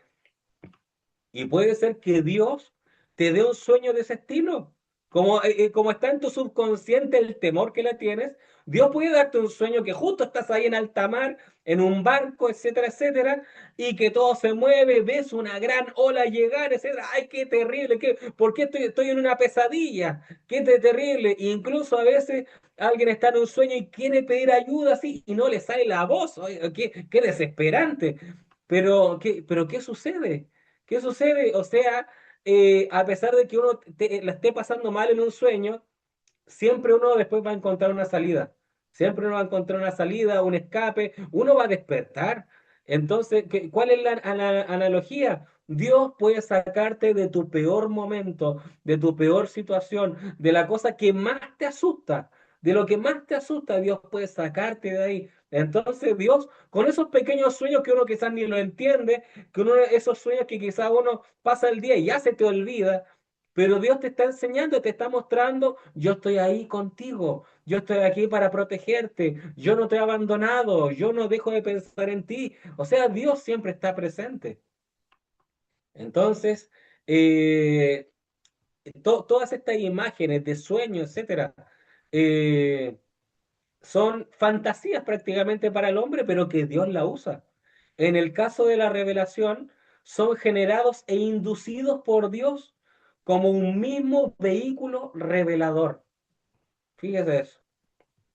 Un sueño puede estar hablándote directamente a ti, pero a veces un sueño es para reflejarte lo que está pasando otra persona. Está pasando otra persona. Y fíjense que si nos damos cuenta, nunca va a encontrar en la Biblia, ¿sabes qué? Esta persona está pasando por esto y esto y esto. Esta persona está pasando por eso. En la Biblia no va a encontrar algo así, ¿verdad? Nunca. Pero Dios está metiéndote a ti un sueño de una persona que quizás ni siquiera la tenías presente hace una semana, hace 2 semanas o en un mes, quizás ni siquiera habías hablado con esa persona, pero Dios te puso un sueño.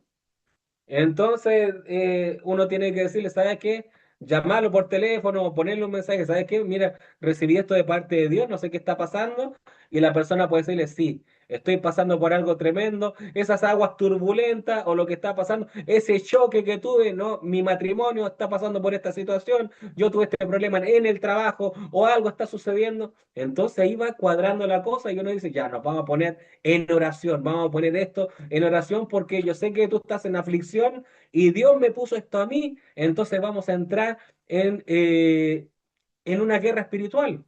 Así se forjan las guerras espirituales.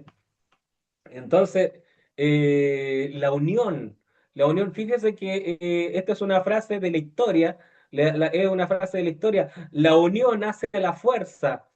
Y uno puede decirle, sí, guerreros, guerrilleros, etcétera, etcétera, pero esto puede tener un contexto en otro sentido, en un sentido espiritual. Mientras más unido esté el cuerpo de Cristo, más difícil es al enemigo entrar. Entonces, si el enemigo entra, Si el enemigo está presente, pues hay que ponerse fuertes espiritualmente. Y fíjese que no es necesario que usted relate toda su vida. No es necesario que usted diga, ¿saben qué? Yo estoy en un conflicto porque, a ver, cualquier cosa, tengo problemas de carácter o alguien me está seduciendo en el trabajo, tengo problemas. No es necesario que usted comente sus falencias. Solamente usted tiene que decir, necesito la oración. Necesito la oración. ¿Sabe por qué? ¿Sabe por qué? Nunca es recomendable usted comentarle el pecado a otro. La Biblia cuando dice, confesados vuestros pecados, eso es a Jesucristo, es a nuestro Dios. La Biblia dice, abogado tenemos para con el Padre. Es a Jesucristo. Es a Jesucristo. ¿Por qué razón? Si usted le comenta sus falencias, sus debilidades a otro hermano o a otra hermana, etcétera, después la persona inconscientemente ahora lo va a juzgar a usted. Le va a complicar, etcétera, y va a decir, ah, no es que eso pasa porque este hermano, mire, actúa de esa forma. Eso siempre va a pasar lo mismo. Si, mira cómo es, esto me contó. Entonces, eso siempre va a acarrear problemas, siempre va a acarrear dificultades. O sea, fíjense justamente en, a ver, incluso en esas películas amorosas, cosas por el estilo, ya, infidelidad, etcétera, etcétera. Ya, o en la vida misma se perdonan cosas y ya sigamos juntos por los niños, por cualquier cosa. Siempre va a aparecer los fantasmas del pasado. Siempre va a aparecer, por así decirlo, ante cualquier problema que haya, ante cualquier problema que haya, siempre uno va a recurrir a lo que sucedió hace 10 años atrás, 20 años atrás o algo por el estilo. ¿Por qué? Porque el que perdona y olvida, ese es Dios. El ser humano es sin perdón y sin olvido. Así es el ser humano. Entonces, eh, esto quiero dar a entender, mis hermanos, doy a entender que no hay que tener, por así decirlo, una vida oculta en donde, por ejemplo, yo me muestro un santo en la iglesia y después afuera, ah, no, yo soy un ladrón, soy un narcotraficante, soy lo peor. No, no es eso. El tema es, mis hermanos, que todos necesitamos de la gracia del Señor. Todos necesitamos de su gracia y si a alguien le dice, soy perfecto, no le crean, no le crean. O sea, la Biblia dice, el que dice que no peca es mentiroso, dice la Biblia. O sea, y ojo que no existe ni pecado mediano, ni pecado chico, ni pecado grande, o sea, todos son pecados. Todos son pecados. O sea, fíjese, el que adultera con la mirada es lo mismo. Es lo mismo que yacer en el acto. Es lo mismo. La Biblia lo señala que es lo mismo. Una persona, fíjese que si usted se enfada, con su esposo o su esposa, se enfada y prácticamente le viene el pensamiento, oye, si esta persona no estuviera acá, yo sería libre. Usted lo mató, usted lo mató, le dio muerte, le dio muerte a esa persona, porque usted pensó, mira, si no estuviera, oye, mis problemas no estarían, recibiría una pensión, estaría aquí más relajado, más relajada, esta persona me anda complicando la vida. Usted asesinó, acaba de asesinar. Y puede ser que se arreglen después, hayan tenido una pelea, después de 3 horas, ah, toma, toma, no sé, uno se abraza si tuvo una pelea, pero eso no quita que hace 3 horas de atrás usted lo mató. Eh, eso es lo que pasa, estimados, eso es lo que pasa. Eh, ¿Somos asesinos en serie? Sí, somos asesinos en serie. Ante cualquier problema, estimados. El vecino está teniendo una fiesta en su casa. Oigan, no me deja dormir. Este hijo de Satanás no me deja dormir. ¿Qué pasa si se arrepiente esa persona y es un hijo de Dios?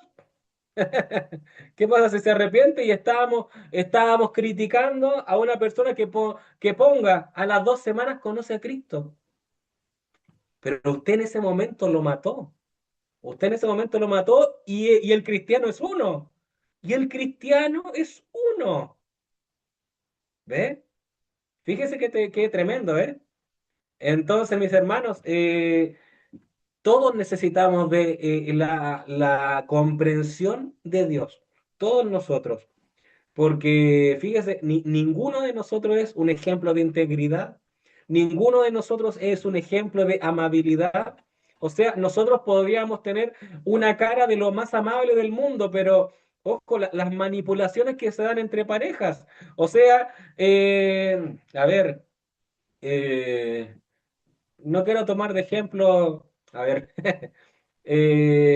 mi propio matrimonio, pero en ocasiones yo he visto a mi esposa, Germán, quiero hacer algo, quiero ver esto, y yo, no sé, estoy acostado viendo el celular, jugando un videojuego, no lo sé, y no tengo ganas de hacerlo. Y después yo veo que ella anda encaramada y bien peligrosa, y yo, tengo que ir, ¿me entiendes?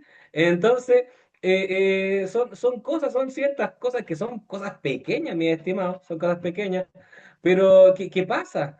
Pero ¿qué sucede? ¿Qué sucede, mi estimado? ¿Qué sucede? Ya,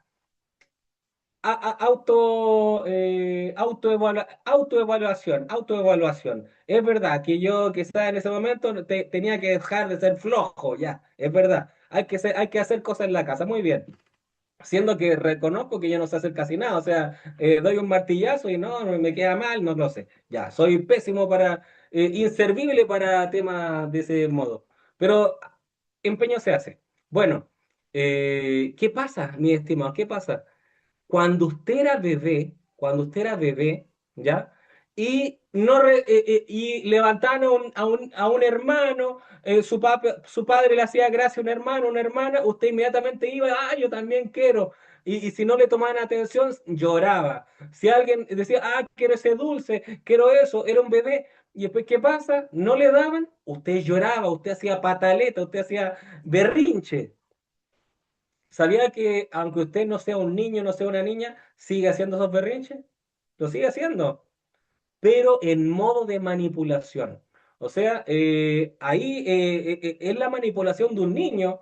Cuando alguien dice, dame eso, llora, y se lo dan, se acaba el llanto inmediatamente. Es la mejor actuación que hay. Es la mejor actuación. ¿Qué pasa en la actualidad? Uno está grande, uno está maduro, etcétera, etcétera. No, yo tengo ya pensamiento formado, pero ¿qué pasa si el hombre dice, a ver, vamos a salir? Pero es que la mujer, es que no tengo que ponerme, ¿por qué no me compraste el otro día algo? ¿Por qué? Eh, ah, o sea, eso es berrinche, ¿ves? Berrinche, no salgo porque no tengo nada, no tengo lo que tú me compraste el otro día. Eso es berrinche. Un hombre, por ejemplo, a ver, necesito esta ropa, y si no obtiene lo que quiere, si la mujer está en otra cosa, o la mujer tiene que, no, es que tengo otros trámites que hacer, ¿qué sucede? Cuando uno no obtiene lo que quiere, se enoja, hace berrinche. Pero cuando obtiene lo que quiere la otra persona se dio cuenta, se molestó, se enojó. O sea, ¿sabes qué? Ya, no, yo veo cómo lo hago, ya, no me ayudaste, ya, mala voluntad, muy bien. Pero después la otra persona, se enojó, ya voy a hacerlo igual, ya. Y después, muchas gracias, te pasaste. Pero eso fue manipulación, estimados. O sea, fue el problema nuestro. En realidad, si hace lo que quiere, estamos bien. Si no hace lo que quiere, se transforma en mi enemigo. O sea, no puede ser así. ¿Qué es eso? Ahí nos damos cuenta que la falencia que teníamos desde niños se hace manifiesta en la actualidad. ¿Se dan cuenta? Y de esto no hay ninguno que se salve. No hay ninguno que se salve. O sea, incluso hasta el más callado, estimado, hasta el más callado, el que dice, no, es que esta persona no pelea con nadie, pero no sabe a cuánto ha matado en su mente, quizás también. O sea, no, no, esta persona no pelea con nadie, pero después su mente, no la pesco más, no, por eso no te hablo, por eso yo cuando te veo me voy de acá. No, ¿se dan cuenta? Entonces, así es el ser humano, así son nuestras falencias como personas. Entonces, Dios claramente tiene que irnos moldeando, etcétera, etcétera. Pero fíjese que a veces nosotros pensamos que hay algo que lo teníamos zanjado, hay algo que lo decía, esto ya lo tengo dominado. Pasa un año sin ese problema, pasa un año sin eso y después uno cae en el mismo error, cae en el mismo error. Por ejemplo, alguien que diga, ¿por qué razón mueren esas estrellas de cine que tenían problemas con la droga, van a una rehabilitación y después se sanó y terminan muertos después? Tienen una recaída y están tan desesperados, lo hago, no lo hago, la droga, esto me encanta, me gusta, le gusta a mi cuerpo, dopamina, etcétera. Y se inyectan tanto en el momento que ya tomaron la decisión que fue una sobredosis y se murió. O sea, nosotros también a veces caemos en una sobredosis, o sea, era un pecado que nosotros pensamos que lo teníamos zanjado, lo teníamos ya cubierto, pensamos nosotros, superé esta etapa, ya la superé, y después nos damos cuenta que llegó el momento oportuno, el enemigo planeó una estrategia de hace meses atrás, ¿ya? Tenía toda una estrategia y nosotros caemos en ese mismo pecado que pensamos nosotros que ya lo teníamos cubierto, que lo teníamos zanjado, que lo teníamos, ya dijimos, ya yo estoy en otra etapa ya, yo ya estoy aquí ya eso ya para mí no es nada. ¿Qué pasa? ¿Qué pasa cuando nosotros caemos en ese pecado que hace mucho tiempo que no lo hacíamos, por ejemplo? Claramente teníamos falla en otras cosas, pero ese pecado que para nosotros era un Goliat grande y qué contento estoy. Le corté la cabeza a ese Goliat y ya no, ya no me afecta ya eso. Y después uno vuelve a caer en eso mismo. Y uno dice, ¿qué pasó? ¿Sobrevivió Goliat? ¿Qué pasó? ¿Resucitaron a Goliat? ¿Qué pasó? O sea, es el hermano gemelo de Goliat. Yo pensé que lo había matado y él volvió a aparecer. ¿Qué pasó? ¿Qué pasa con eso? Nuestra mente nos dice, ¿y qué nos susurra el diablo más encima? Nos dice, tú no has avanzado nada. Fíjate lo que dice. Y uno se cuestiona y es más, aparece en nuestra mente incluso diciendo, ¿y seré salvo en verdad? Y en verdad seré parte de la novia. Cuando nosotros vamos a la iglesia y dicen somos novios, inmediatamente, amén, amén. Y nosotros, sí, en la euforia del momento, pero cuando usted comete ese pecado, y en verdad seré parte de esto. Si yo volví a caer en esto, ahí estás solo. Ahí no estás con los hermanos, no estás en la euforia del momento y somos novias, triunfaremos y usted, amén, amén, sí. Pero en el momento de fallar, ¿seré parte de esto? ¿En verdad seré? Entonces, ahí usted tiene que entender la frase magistral, la salvación no se pierde. La salvación no se pierde. Si nosotros estamos en la esfera del Señor Jesucristo, fíjese el salvo, alguien para ser salvo de corazón en verdad tiene que decir, Señor Jesucristo, yo creo en ti como tu Dios y mi Salvador, yo sé que diste mi vida por mí. Automáticamente usted es salvo ahí, automáticamente usted es salvo. Tener un crecimiento espiritual, ya eso es otra cosa. Por eso es que el salvo puede ser salvado así, en un abrir y cerrar de ojos, en el lecho de muerte. Así, Señor Jesucristo, sálvame. Sí, es salvo, por supuesto, por supuesto. Tener un crecimiento espiritual, o sea, el crecimiento espiritual del ladrón de la cruz fue nulo. El que se arrepintió fue nulo, pero fue salvo. Tiene vida eterna, fue salvo. Creyó en Jesucristo, fue salvo. El crecimiento espiritual es otra cosa distinta. Recuerden cuando predicamos del río de vida, recuerden las etapas del crecimiento espiritual. Crecimiento espiritual es un proceso, la salvación es instantánea. Vida eterna por un pecado no la vamos a perder. Por un pecado, vida eterna nos vamos a perder. Por un pecado usted no se va al infierno. No. ¿Conflictos en su vida espiritual? Sí. ¿Conflicto en la estatura espiritual que está ganando? Sí. Y uno tiene que el Espíritu Santo lo guíe para retomar el terreno, evidentemente. Recuerden que hay cielos nuevos, tierra nueva y nueva ciudad. Según su nivel espiritual es en donde usted estará en eternidad. Cielos nuevos, está lejitos de Dios, está lejito, pero tiene eternidad.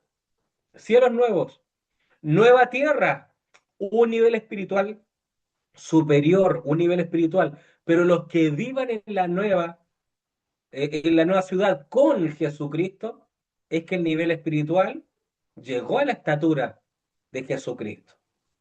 Jesucristo vino a recuperarse a sí mismo. Eso es lo que aspiramos. Por eso es que nosotros estamos también llenándonos de esta revelación, estas enseñanzas espirituales, porque queremos llegar a eso. Pero si alguien, alguno de nosotros, no llega a la nueva ciudad, pero está en la nueva tierra, tiene eternidad. Si alguien llega a nuevos cielos, tiene eternidad, tiene vida eterna igualmente. Bueno,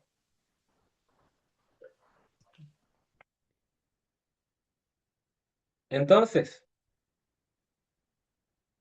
el discurso de Dios transmitido por medio de la escritura, por medio de la palabra, es la realidad de la revelación especial conocida por diversas palabras que denotan esa condición.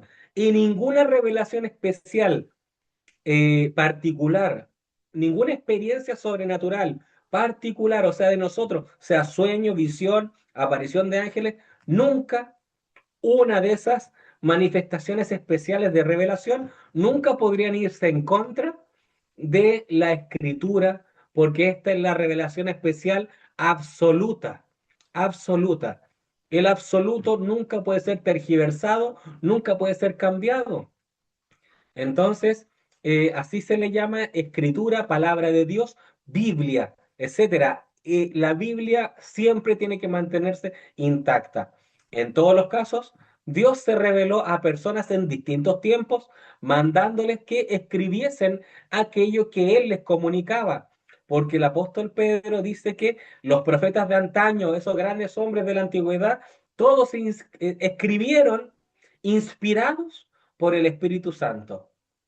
Entonces, es verdad que esta palabra, esta verdad de Dios, está expresada de forma muy precisa. En la Biblia está dicho justamente en la Biblia está dicho en Hechos, si no me equivoco, Dios habiendo hablado muchas veces y de muchas maneras en otro tiempo, no, en Hebreos lo dijo. Dios habiendo hablado muchas veces y de muchas maneras en otro tiempo a los padres por los profetas. ¿Se dan cuenta? Dios habló de muchas maneras. ¿Se da cuenta? Revelación especial. Dios hablando de muchas maneras en otro tiempo a los padres por los profetas. Entonces el texto afirma que Dios habló literalmente. O sea, Dios habiendo hablado, Dios habló literalmente.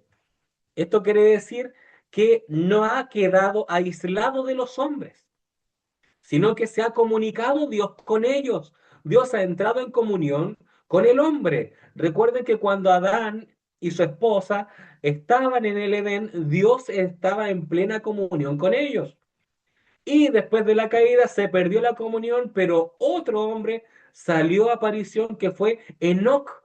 Y Enoc tuvo también esa comunicación con Dios, porque Enoc habló con Dios y caminó con Dios. Entonces el verdadero y eterno Dios entró en comunicación con los hombres, el revelador, su mensaje de salvación para su momento, sus pactos, empezó a revelar todo eso Dios. No está pensando el autor de Hebreos cuando dice que Dios hablando de muchas maneras, no está pensando el autor en una revelación genérica, o sea, en una revelación general eh, y elemental que el mismo Dios hace por medio de la naturaleza. Como leímos nosotros en Romanos capítulo 1, versículos 19 y 20, que podemos ver su majestad, su magnificencia, su deidad desde la creación. Esta ya no sería una revelación general, sino que es una revelación netamente especial y que va netamente ligada a los mandamientos de Dios, al pensamiento de Dios, lo que Dios tiene para nosotros. Y si Dios tenía algo para esos grandes hombres en ese tiempo, esas son palabras proféticas para nosotros en esta actualidad también. Eso que algunos dicen, no, es que lo del Antiguo Testamento ya no sirve, etcétera, etcétera, todo eso de forma tipológica para nosotros, porque la Biblia dice que toda escritura es inspirada por Dios y útil para enseñar, para redarguir, para instruirnos en justicia, a modo que nosotros seamos perfectos. Perfectos en esta carne, imposible, imposible. Pero todo lo que nosotros ingiramos de esta palabra, todo eso se va a reflejar en la vida eterna. Todo eso se va a reflejar en la vida eterna, nuestro esfuerzo, nuestra dedicación, todo nuestro estudio que adquiramos, todo eso que estamos adquiriendo, todo eso se va a reflejar en eternidad. Fíjese qué tremendo. Entonces, esto ya no sería esas palabras concretas que entregó Dios, no sería una revelación general que es para todo el mundo, eh, sino que recuerden que la revelación general se ve manifiesto su poder, el poder de Dios, eh, y tampoco, fíjese que tampoco sería un tema de conciencia. Romanos capítulo 2 versículo 15 habla de la conciencia de los hombres, habla de la conciencia, la moral escrita en sus corazones. Tampoco sería eso, sino que esta por cuya voz el hombre entiende lo que es y lo que no es correcto. Esa es la voz de la conciencia. Pues claramente cualquier hombre, aunque ni siquiera sea cristiano, cualquier hombre sabe que si tú matas, te vas a la cárcel. Si tú robas, también vas a tener una penitencia. O sea, va a ser algo malo para la sociedad. Bueno, tampoco esto sería el hablar histórico. Tampoco sería el hablar histórico esta revelación que Dios está entregando directamente. Dios habló a los hombres y esto quiere decir que Dios se comunicó con ellos. Entonces, esto es de gran preponderancia, porque lo que está manifiesto en esta Biblia es lo que Dios manifestó directamente al hombre. Y fíjese que en esta Biblia, el único santo ser es Jesucristo. Es Jesucristo. Porque esta Biblia me refleja que Adán falló, Eva falló. Me refleja que un Noé, un profeta, se emborrachó. Esta Biblia me señala de que un profeta, el cual tras su presencia vinieron 10 plagas, sacó todo un pueblo de ahí, de Egipto. Un profeta se mantuvo fiel, fiel, fiel a la palabra. Pero este profeta se enojó y desobedeció a Dios y golpeó la roca y no le habló. Me marca esta Biblia que el padre de la fe, Abraham, se rió de la promesa. Me marca esta Biblia que Isaac también se fue a Egipto y también mintió. Me señala esta Biblia que Jacob era un suplantador, era un engañador, era alguien que vivía haciendo, engañó a su padre, ojo, engañó a su propio padre.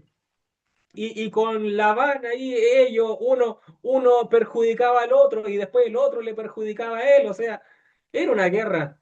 Me señala de que un hombre que el título que tiene, que es conforme al corazón de Dios, conforme al corazón de Dios, el rey David, me señala la Biblia que hasta un hombre conforme al corazón de Dios adulteró, adulteró. Un hombre conforme al corazón de Dios. Me señala la Biblia que un profeta se paró y dijo, no va a haber rocío ni lluvia hasta que mi palabra diga lo contrario. Y después este hombre, en su gran agonía y depresión, le dijo a Dios, ¿por qué no me sacas de aquí? ¿Por qué no me sacas de aquí? Este gran profeta, ¿se dan cuenta? Este gran profeta cayó en depresión. La depresión es querer salir de aquí, es que por favor que alguien me mate. cayó el profeta Elías en depresión. Qué tremendo. El profeta Juan el Bautista, él apuntó a Jesús y dijo, tú eres, este es el cordero que quita el pecado del mundo. Este es el cordero que quita el pecado del mundo. Pero en la cárcel mandó a preguntar, ¿es él realmente? ¿Es él realmente? Entonces, algunos dicen que él tenía otro pensamiento que lo hizo por esta otra cosa, pero algunos dicen, no, si Juan el Bautista se fue al infierno por esa pregunta. Falso, falso, estimados. Juan el Bautista, yo creo que para mí, él estaba en una cárcel, él quizás no sabía lo que estaba sucediendo, no podía ver a Jesús en su actualidad y quería ver los frutos. Quería ver los frutos, prácticamente le preguntó por los frutos del ministerio y Jesús manda a decir, los cojos andan, los ciegos ven. Jesús empezó a hablarle de los frutos, porque la Biblia dice que el Mesías vendría justamente a vendar al caído, el año agradable a Dios. Y Jesús dice, vayan a decirle al profeta que él no se equivocó. Aquí están los frutos mesiánicos. Pero bueno, alguien podría decir, y Juan el Bautista no que era profeta, no que él podía ver la visión, no que él podía ver. Oigan, mis hermanos, un profeta ve solamente lo que Dios le permite ver. Pedro negó al maestro. Todo lo que estamos hablando está en la Biblia. Todo lo que estamos hablando está en la Biblia. Pedro negó al maestro. Fíjense que Pedro estaba bajo el mismo peldaño que Judas, porque Judas traicionó al maestro y Pedro traicionó al maestro. Judas y Pedro estaban en el mismo peldaño, pero Judas, fíjese, Judas, incluso Judas, alguien podría decirlo, pero si Judas actuó bien, porque fue nuevamente a los fariseos y dijo, tomen, ahí están sus monedas de plata, ahí está, tomen. Pero Judas se quitó la vida, Judas se quitó la vida, y Pedro acudió a la gracia, Pedro acudió a la gracia.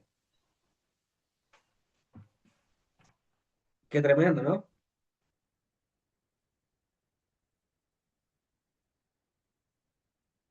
El apóstol Pablo.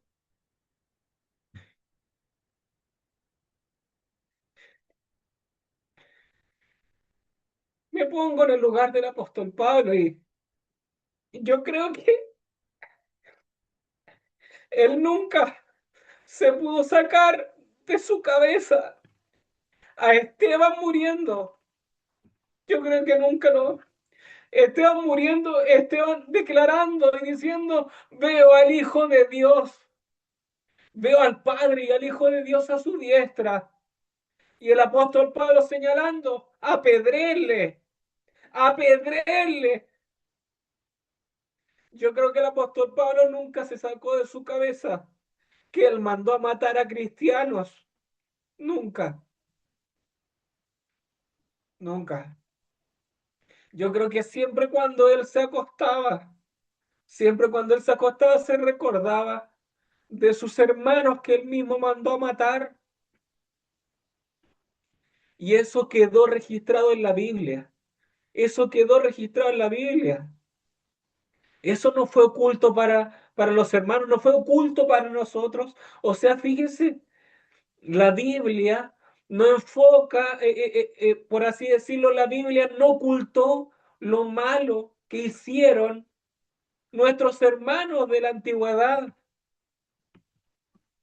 Pero fíjese, la Biblia no habla de su pecado, no habla de mi pecado, no dice Silvaín, María Eugenia, Germán Patricio, Jacqueline, Marcela, Guillermo, no dice nada de que él cayó en esta parte. Él me defraudó este día, esta persona me dio la espalda, este día, esta persona, dijo Voy a poner mi voluntad por encima de la del maestro. En la Biblia no sale eso. La Biblia, de sus más grandes hombres, la Biblia registra sus pecados, registra lo malo que hicieron, registra cuando defraudaron a Dios. Y nosotros que no le llegamos ni al talón a Pablo, de nosotros no dice nada, de nosotros no dice nada en absoluto, sino que la propia Biblia dice que tomó nuestros pecados y lo echó al mar del olvido, al mar del olvido. Por lo tanto, debe llegarse a la conclusión de que la Biblia es el discurso divino, es la proclamación de Dios, donde nos muestra también hombres imperfectos haciendo la obra de Dios. Hombres imperfectos, el único perfecto fue Jesucristo. Y a través de las vivencias de esos tremendos hombres de Dios, Dios nos está enseñando, aunque muy torpe que tú seas, no te perderás. Eso dice el profeta Isaías. Una frase reiterativa pone de manifiesto esa condición. Palabra de Jehová que vino a tal profeta, a tal persona. En Jeremías 18:1 lo dice, en Ezequiel 12:1 lo dice, en muchas partes de Ezequiel, en Oseas capítulo 1, versículo 1 dice, en Amós 3:1 lo dice, palabra de Jehová que vino a tal profeta.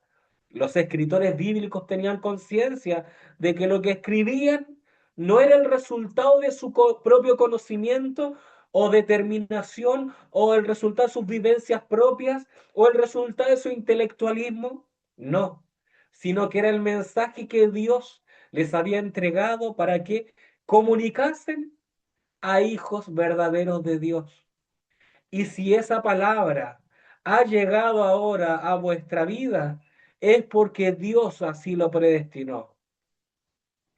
Era el mensaje de Dios, con todo el medio de comunicación del mensaje que nos reviste en este día, nos ayuda a vestirnos de la palabra, porque el apóstol Pablo dice que somos cartas leídas.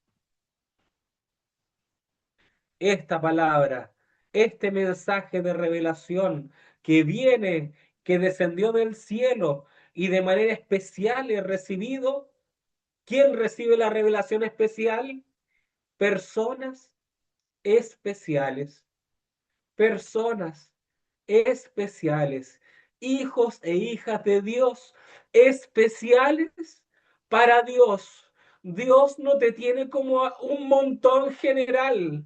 Dios no te tiene como parte del montón, no solo una revelación general que puede ver solo la naturaleza, no solamente una revelación general como cualquier ateo podría ver, cualquier satánico podría ver, sino que Dios da la revelación especial a personas que Él considera especiales.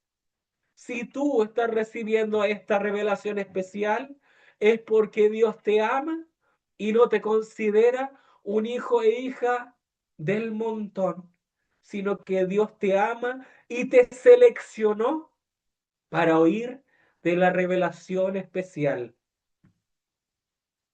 Todo este mensaje por medio de esta comunicación celestial. Bueno, lo vamos a ver quizás con más detalle más adelante, pero podemos clasificar que los profetas son la boca de Dios, como dice en Éxodo 4:16, en Jeremías 15, versículo 19, un profeta es la boca de Dios. ¿Y saben quién es nuestro profeta? ¿Saben quién es nuestro profeta? La persona del Espíritu Santo. La persona del Espíritu Santo es el autor de la Biblia, es el autor de la revelación especial. Y el Espíritu Santo está en cada uno de nosotros, entregándonos y guiándonos a esta revelación especial. Dios les bendiga grandemente. Un gran shalom.